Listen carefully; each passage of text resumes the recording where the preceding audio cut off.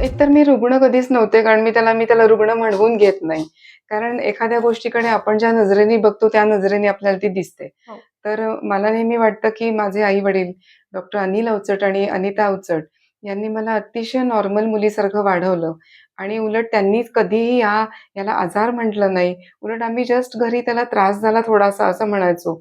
पण आई-बाबांनी जे मला अतिशय नॉर्मल मुलीसारखं वाढवलं, ते मला या सगळ्यातलं मोठं श्रेय वाटतं. नक्कीच. कारण आपल्याकडे खूप लाडावलं जातं मुलांना, "तू हे नको करू, तू ते नको करू," असं खूप केलं जातं, ओव्हर पॅम्पर केलं जातं.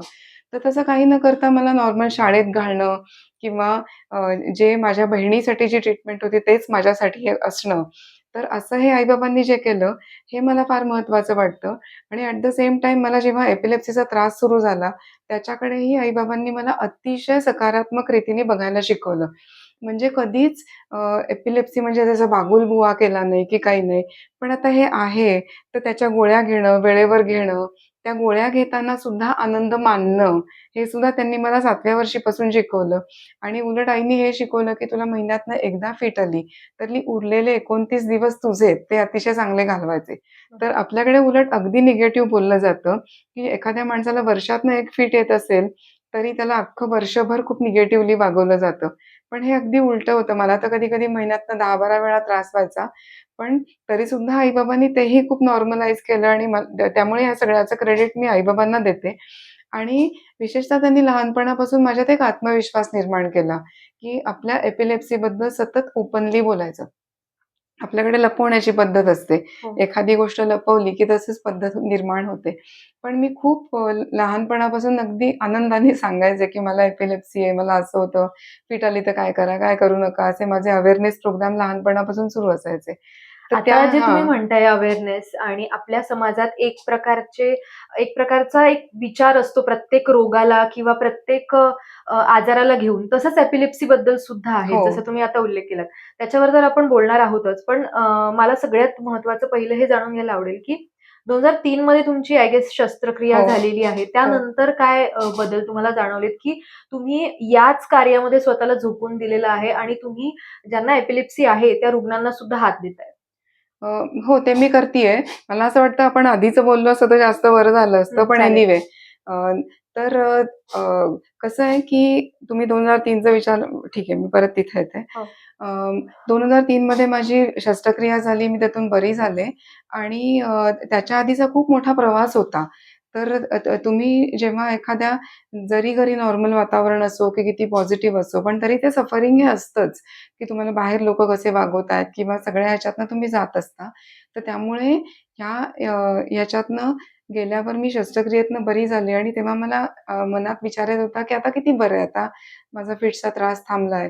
पण तरीसुद्धा मला आठवलं, की असे कितीतरी अजून माणसं आहेत, की they are suffering with epilepsy. त्यांना अजून एपिलेप्सीचा त्रास आहे. मला त्या सगळ्या व्यक्ती आठवायला लागल्या आणि मग मला असं वाटलं, मी असं कसं म्हणतीये, की आता मी बरी झाली आहे, तर सगळे प्रॉब्लेम संपले. असं काही नसतं. प्रॉब्लेम हे कधीच संपत नसतात. तर त्याच्यामुळे मला तेव्हा वाटलं, की त्या व्यक्तींसाठी काम करणं हे जास्त महत्त्वाचं आहे आणि म्हणून मी तो निर्णय घेतला, की आता एपिलेप्सी सपोर्ट ग्रुप सुरू करायचा. नक्कीच. अ, तुम्ही आता सपोर्ट ग्रुपचा उल्लेख केलात. हे काम कशाप्रकारे चालतं हेही महत्त्वाचं आहे जाणून घेणं प्रेक्षकांसाठी. कारण की त्यांच्याही आजूबाजूला जर का एपिलेप्सी असेल कुणाला किंवा त्यांच्या ओळखीत कुणाला असेल, तर ते तुमच्यापर्यंत येऊ शकतील किंवा योग्य जी ट्रीटमेंट आहे ते घेऊ शकतील. फिट येणं हा केवळ शारीरिक आजार नाहीये खरं तर. हा मानसिक आरोग्यावर सुद्धा परिणाम करणारा आजार आहे. कारण मग जसं तुम्ही आता म्हणालात, की तुमच्याकडे वातावरण अगदी नॉर्मल होतं किंवा त्याला फार त्याचा बागुलबुवा केला नाही. पण बऱ्याच जागी असं होत नाही. तर माझा हाच प्रश्न आहे, की न्यूरो काउन्सिलिंग म्हणजे नेमकं काय? काय तुम्ही हं. करता आणि कशाप्रकारे याची ट्रीटमेंट केली जाते? ओके. काउन्सिलरचा रोल याच्यासाठी महत्त्वाचा अशासाठी असतो, की एपिलेप्सीबद्दल आपल्या समाजात खूप सारे गैरसमज आहेत.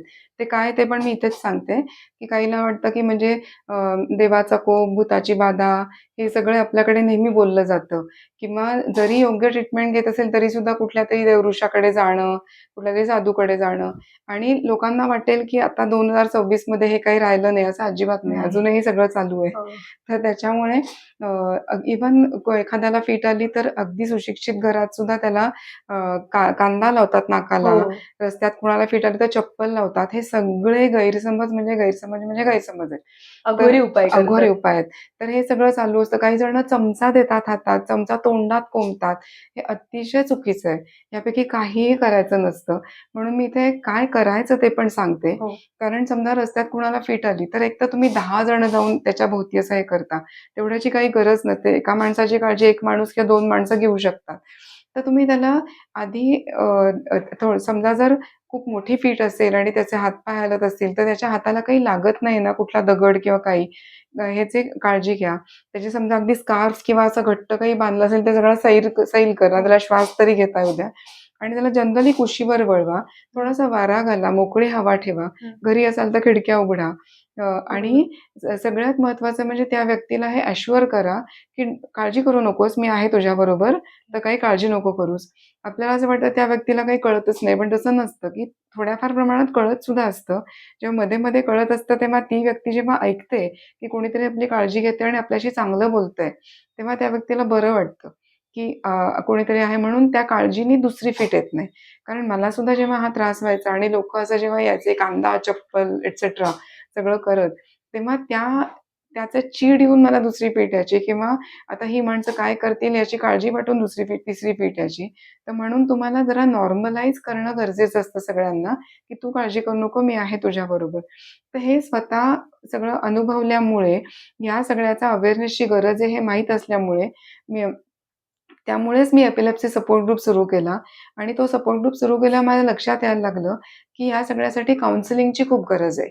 आणि म्हणून मी त्या ह्याच्यातलं शिक्षण घेतलं, की मी एम-ए केलं किंवा न्यूरोसायकॉलॉजीचे कोर्स केले.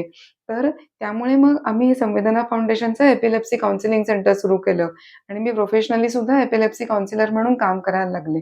तर काउन्सिलरचं काम काम करणं हे याचसाठी महत्त्वाचं असतं, की जसं मी इतका वेळ सांगतेय, की पालकांना माहिती नसतं कसं ट्रीट करायचं किंवा त्या व्यक्तीचं चा सुद्धा खूप स्वतःचेच गैरसमज असतात. अ, समाजातल्या गैरसमजांमुळे ती व्यक्ती इंट्रोव्हर्ट बनलेली असते. त्यामुळे काउन्सिलिंगची गरज असते, की नाही, तू नॉर्मल आहेस, तू यातून बाहेर येऊ शकतेस किंवा तू आत्मविश्वासाने राहू शकतेस. जसं मी मगाशी म्हटलं तसं, की 2 फीटमधलं जे अंतर असतं, ते तरी आपण नॉर्मल घालवू शकतो. हो. ह्या सगळ्यासाठी एक आत्मविश्वासाची गरज असते आणि आपण लोक काय म्हणतील ही टॅगलाईन आपल्या देशात खूप वापरली जाते. हां. काही झालं की लोक काय म्हणतील? बरोबर. तर लोक ही कॅटेगरी असते ना, ही काहीतरी म्हणतच राहते. ती गेली उडत. आम्ही म्हणतो ती लोकं गेले उडत. हं, तुम्ही हं. स्वतःसाठी जगताय ते चांगले जगा. हो. तुम्हाला फॅमिली आहे ना बरोबर. बरोबर. मग ते लोकं काही का म्हणेनात, तुम्ही आत्मविश्वासाने सांगू शकल्या पाहिजेत, की मला एपिलेप्सी आहे आणि मला त्रास झाला तर काय करा आणि काय करू नका. बरोबर. हे आता हां. तुम्ही जो उल्लेख केलात, पालकांचा उल्लेख केलात हं, तुम्ही, ते खूप महत्वाचं आहे. कारण मला आठवतंय माझ्या पण शाळेत एक मुलगी होती आणि तिला एपिलेप्सीचा त्रास होता. तेव्हा तर अजिबातच आम्हाला माहिती नव्हतं, की याला काय म्हणतात. हं, तिला जेव्हा फर्स्ट टाईम फिट आली त्याच्यानंतर आम्हाला कळलं, की चर्चा होते ना, काय झालं, काय झालं? तर तेव्हा कळलं, की फिट आलेली आहे तिला आणि त्याच्यामध्ये आणि एक आणखी महत्त्वाचा उल्लेख केला तुम्ही, की जर का एखाद्या व्यक्तीला फिट आलेली असेल तुमच्या समोर, तर त्या व्यक्तीला थोडं अधून-मधून कळत असतं, की तुम्ही हं. काय करताय, हो. तुमच्या ॲक्शन्स काय आहेत. हे गैरसमज खूप आहेत, की ती अनकॉन्शियस होते वगैरे, हं, अगदीच अनकॉन्शियस झालेली हं. असते, तिला काहीच कळत नाही. तर या सगळ्यामध्ये पालक आणि शिक्षक यांचाही रोल खूप हो. महत्त्वाचा आहे. फारच महत्वाचं आहे. आणि मग त्यांनी काय करावं? समजा आता शाळेमध्ये वगैरे जर का एखाद्या मुलीला फिट आली हं, असेल, भरपूर स्टुडंट्स असतात. हं. स्टुडंट्सना पण अजिबात हो, कल्पना नसते सगळ्याच हो. गोष्टीची. तर बिहेवियरल चेंजेस जे असतात, त्याच्यामध्ये काय हो, केलं पाहिजे पालकांनी आणि शिक्षकांनी? हो. तर आम्ही नेहमी सांगतो, की एकतर जेव्हा मुलाला शाळेत घालतात, तर अनेक पालक सांगतच नाहीत. हो, तर ते सांगणं गरजेचं असतं. मुलाला बरोबर. एपिलेप्सीच नाही, कुठलाही प्रॉब्लेम असो, जेव्हा तुम्ही शाळेत घालता, तेव्हा ते अतिशय मोकळेपणाने मुख्याध्यापकांना भेटून किंवा शिक्षकांना भेटून सांगणं अतिशय गरजेचं हो. आहे. कारण अदरवाईज मूल नॉर्मल आहे. त्याला शिक्षणाचा अधिकार आहे, आपल्या हं. सगळ्यांना माहिती आहे. त्यामुळे बाकी काही का त्रास असे ना, पण हे पालकांचं कर्तव्य आहे, की जाऊन सांगणं. कारण पालकांनी जर सांगितलं नाही आणि नंतर शिक्षकांच्या लक्षात आलं, तर त्यांनाही ते वाईटच वाटतं, की यांनी आपल्यापासून लपवून का ठेवलं? हे बरोबर. ओपनली का नाही बोलले? शाळेचे नियम असतात ना, की नीट सांगा जे काय आहे ते. हो. त्यामुळे हा महत्त्वाचा टप्पा आहे, की पालकांनी सांगणं, फिट आल्यावर काय करू नका, काय करा हे पण सांगणं महत्त्वाचं आहे. आणि दुसरं म्हणजे अनेक शाळांमध्ये अजूनही गैरसमज आहेत, की समजा जर एखाद्या मुलाला थोडासा जरी एपिलेप्सीचा त्रास होऊन गेला, तर ते लगेच पालकांना फोन करून बोलवतात आणि मुलाला घेऊन जा असं सांगतात. तसं घेऊन जायचं काही कारण नसतं. कारण मला सुद्धा व्हायचाच ना शाळेत त्रास. हं, हं. तर उलट माझ्या आई-बाबांनी सांगितलं होतं, की हिला बेंचवर असं डोकं ठेवून थोडा वेळ झोपू दे. ओके. एक 5 मिनिटं मी अशी पडायचे बेंचवर डोकं ठेवून बरं, 5-10 मिनिटं, बरं. की मी लगेच नॉर्मल व्हायचे आणि पुढचा जो काही अभ्यास सुरू व्हायचा तो व्हायचा. नॉर्मल अगदी. नॉर्मल. हां. हां. तर तसंच काही-काही मुलांना ज्यांना जास्त त्रास होतो, अगदी जे पडतात आणि फिट येते वगैरे, हो. तर शाळेत आपल्याकडे एक रेस्ट घ्यायची रूम हो, असतेच एक, असते. बेड असतो एक. हो. तर तिथे जाऊन सुद्धा ती मुलगी किंवा मुलगा ती 15 मिनिटं जरी पडली तरी ती नॉर्मलला येऊ शकते आणि ती शाळेत येऊन बसून पुढचा तास करू शकते. नक्कीच. पण कोणाला समजा खूपच जास्त त्रास असेल तर इट्स ओके. तुम्ही पालकांना फोन करू शकता आणि सांगू शकता. राइट. तर पण सगळंच काही अति नसतं, हं, की हं. इतकं जर तुम्ही म्हणजे कुठलाही प्रॉब्लेम असेल, तुम्ही नॉर्मलाईज करणं गरजेचं असतं. हो. तसं हे नॉर्मलाईज करणं आहे, की तुम्ही 10 मिनिटात नॉर्मलला येऊन शाळा परत पुढे सुरू करू सुरू करू शकता. शकता. तू पुढचं काय विचारलं होतं? हो, याच्यामध्ये मला आणखीन एक हं, विचारायचं आणि प्रेक्षकांनाही महत्त्वाचं सांगायचंय ते म्हणजे यशोदा मॅमचं काम हे फक्त प्रोफेशनलीच नाहीये, तर सामाजिक स्तरावर सुद्धा त्या कार्य करतायत. तुम्ही मॅरेज ब्युरो जे आहे हं. ते सुरू केलेलं आहे एपिलेप्सी ज्यांना आहे त्यांच्यासाठी. तर याबद्दल आम्हाला थोडी माहिती द्या. कशाप्रकारे हे मॅरेज ब्युरो जे आहे तुम्ही कधी सुरू केलं? कशाप्रकारे वर्क करतं? हं. आणि जोडीदार निवडताना एपिलेप्सी ज्यांना आहे त्यांच्यासाठी जोडीदार निवडताना काय निकष तुम्ही ध्यानात ठेवता किंवा काय बघता? हं. तर आता तुम्ही उल्लेख केल्याप्रमाणे आमची संवेदना फाउंडेशन ही संस्था आहे ओके. आणि त्या संस्थेतर्फे आम्ही खूप सारे उपक्रम चालवतो. बरं, त्यातला एक महत्त्वाचा उपक्रम म्हणजे एपिलेप्सी वधूवर मंडळ. बरं. तर हे आम्ही सुरू करायचं कारण असं होतं, की आपल्या समाजात म्हणजे आपल्या भारतात हं. एक इंडियन अरेंज मॅरेज सिस्टम आहे हो. आणि ती खूप कॉम्प्लिकेटेड हो, आहे. हो. बरोबर. तर ती आपल्याकडच्या अतिशय नॉर्मल असलेल्या मुला-मुलींना सुद्धा ती खूप कॉम्प्लिकेटेड आहे. वाटतंय. तर मग एपिलेप्सी असणाऱ्यांना काय? म्हणजे समजा हो, जर एखाद्याने खरं सांगितलं किंवा मग तुम्ही इमॅजिन करा, जर खरं सांगितलं, की माझ्या मुलाला एपिलेप्सीचा त्रास होता, हो. पण आता तो बरा झालाय, मुलाला किंवा मुलीला. तर कोणी एक्सेप्ट करणार आहे का? इव्हन जर हां. का हातांना 5 पैकी 6 बोटं हो. जरी असेल, तरी लग्न हो. तुटतं आणि तरी चष्मा असेल तरी लोकं एक्सेप्ट एक्झॅक्टली, करत नाही. एक्झॅक्टली. आणि आपल्या देशात काय मला कळत नाही, की तो रंग, ते केस, हो, ती उंची, ते शिक्षण हे सगळं इतकं त्याच्यावर लग्न असतं हो, सगळं. आणि मग पुढचे तर आणखीन तुम्हाला माहितीच आहेत हो. काय-काय क्रायटेरिया असतात. तर म्हणून एपिलेप्सी असणाऱ्यांसाठीचे आमच्याकडे खूप पालक यायचे आणि ते विचारायचे, की "मग हिचं लग्न जमवताना आम्ही सांगू की नको सांगू? मुलाचं किंवा मुलीचं?" बरं. तर आम्ही म्हणायचो, की ऑफ सांगितलंच पाहिजे. कारण लग्न ही लाईफ लाँग आपल्या अख्ख्या लाईफसाठीची गोष्ट आहे. हं. ती खरं सांगूनच केली पाहिजे, जे बरोबर. काय ते. लग्न जमवताना कुठलीही गोष्ट लपवू नये असं माझं मत आहे. सगळ्यांचंच मत आहे. मग तुम्हाला कोड असो, की काही असो, की 6 बोटं असो, की काही असो, हं. ओपनली सांगणं अतिशय महत्त्वाचं आहे. हो. कारण तो विश्वास संपादन करणं एकमेकांचा दोन्ही फॅमिलींनी आणि नवरा-बायकोनी, तो अख्ख्या आयुष्यासाठी महत्त्वाचा आहे. हं. तर त्याच्यामुळे सांगणं महत्त्वाचं आहे. मग आम्ही पालकांना म्हणायचो, की लग्न जमायला उशीर झाला तरी चालेल, पण लपवू नका. जे काय ते खरं सांगा. हो. आणि तर त्याच्यामुळे मग आम्ही अशी पण खूप उदाहरणं पाहिली, की ज्यांनी न सांगता लग्न केली होती आणि त्यामुळे लग्नानंतर जेव्हा कळलं होतं, की हा त्रास आहे, तर लगेच मोडली होती. हो. असे आम्ही कितीतरी डिव्होर्स केसेस पण पाहिल्या होत्या. बाप आणि अगदी लव्ह मॅरेज झालं असूनही मोडली होती. कारण ते लव्ह-बिव्ह काही राहत नाही. राहत हां. नाही. राइट. तर त्याच्यामुळे आम्ही ठरवलं, की मी आणि माझे सगळे कलीग्स आम्ही ठरवलं, की आपण एपिलेप्सी मॅरेज ब्युरो सुरू करू. हो. आणि ते अर्थातच ह्या लोकांसाठी आहे, की मी म्हणजे माझ्यासारख्याचे म्हणते, की ज्यांचा बुद्ध्यांक नॉर्मल आहे, हं. जे स्वतःच्या पायावर उभे आहेत, की तर त्यांच्यासाठी हा आहे, की मतिमंद मुलांसाठी नाही, हे मी मुद्दाम सांगतेय. हो, हो. कारण आम्हाला तसेही खूप कॉल्स येतात. हं, हं. तर अ, आधी मग आम्ही पेपरमध्ये लेख दिला किंवा त्या काळी सोशल मीडिया सुद्धा नव्हतं. हं, हं. तर मग ते लेख वाचून लोकं यायला लागले. मग आम्ही वधूवर मेळावा ठरवला पुण्यात आणि त्यालाही भरपूर महाराष्ट्रभरातनंच नाही तर महाराष्ट्राच्या बाहेरूनच लोकं आले. हं. आजकाल सुद्धा आमचा वर्षातनं एक एपिलेप्सी वधूवर मेळावा असतो पुण्यात. त्याला फक्त महाराष्ट्रभरातनं नाही तर इतर राज्यातनं सुद्धा लोकं येतात. त्यांचे जेव्हा फोन येतात तेव्हा मी सांगतो, की आमच्याकडे रजिस्टर केलेले इतर वधूवर हे मराठी आहेत, महाराष्ट्रातले आहेत. तर तेही म्हणतात, की "इट्स ओके मॅडम, की आम्हाला अ, भाषा महत्त्वाची नाही, आपल्याला विश्वासात घेणारी माणसं महत्त्वाची आहेत. एक्झॅक्टली. कारण त्या नक्कीच. दुसऱ्या कुठल्याही राज्यात ही काहीही ॲक्टिव्हिटी नाहीये एपिलेप्सीबद्दल. ते फक्त पुण्यात चालतं. आपलीच हो, फक्त संस्था आहे. हो. तर त्याच्यामुळे आमच्या सगळ्या उपक्रमांसाठी भारतभरातनं प्रतिसाद मिळतो आणि मला सांगायला अतिशय आनंद होतोय, की आजवर आपल्या संस्थेतून 30 लग्न झाली आहेत.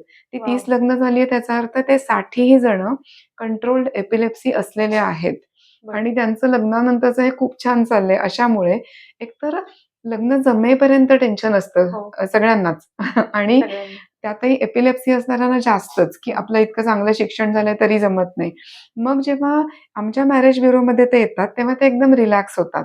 कारण तेव्हा त्यांना कळतं, की आता एपिलेप्सी हा टेन्शनचा मुद्दा राहिला नाहीये. बरोबर. ते त्या मुलं आणि मुली सगळ्यांनाच कळतं. त्यामुळे ते रिलॅक्स होतात आणि मग आम्ही हे पण सांगतो, की आता आपण नाहीतरी एवढा आपल्याला चटका बसलाच आहे, तर अजूनही धडे त्यातनं शिकू, हं, की हं. इतर आजकालचे लग्न जमवण्याचे क्रायटेरिया सगळे बाजूला ठेवू आणि चांगली माणसं आहेत ना, एवढंच बघून पुढचं हो, करू.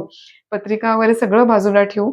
त्यामुळे आमच्याकडनं होणारी लग्न तशी होतात आणि नक्कीच. ते अतिशय हॅपी असतात लग्नानंतर. नक्कीच.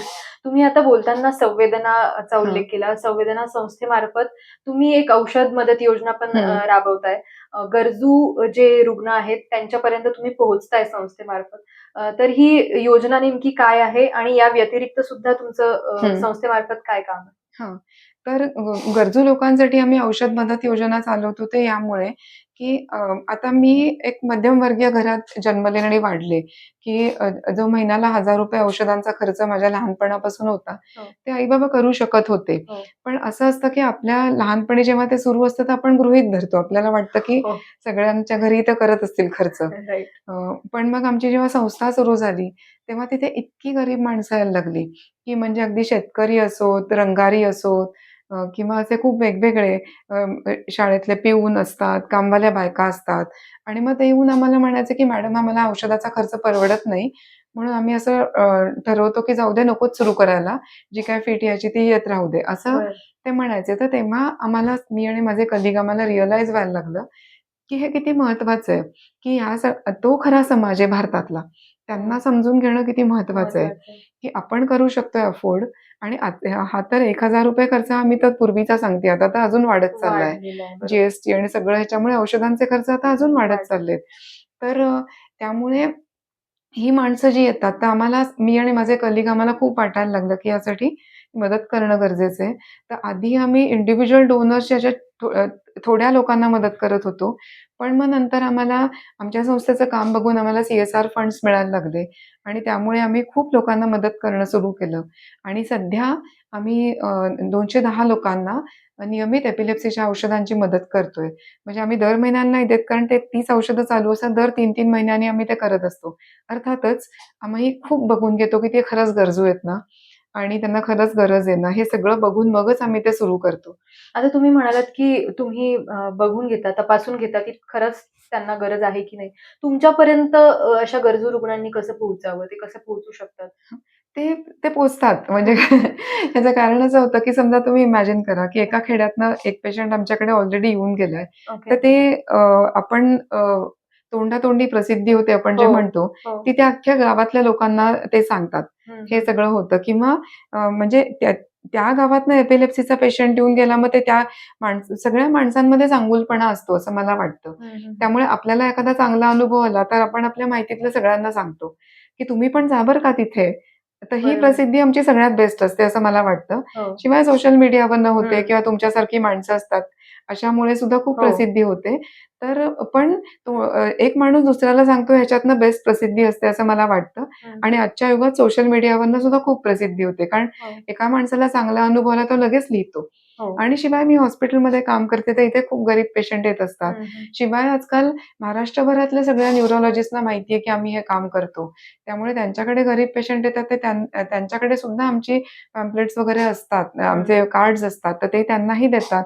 या नंबरवर फोन करा, मॅडमला जाऊन भेटा. त्यामुळे आमच्याकडे उलट आजकाल वेटिंग लिस्ट असते या मदतीची. नक्कीच.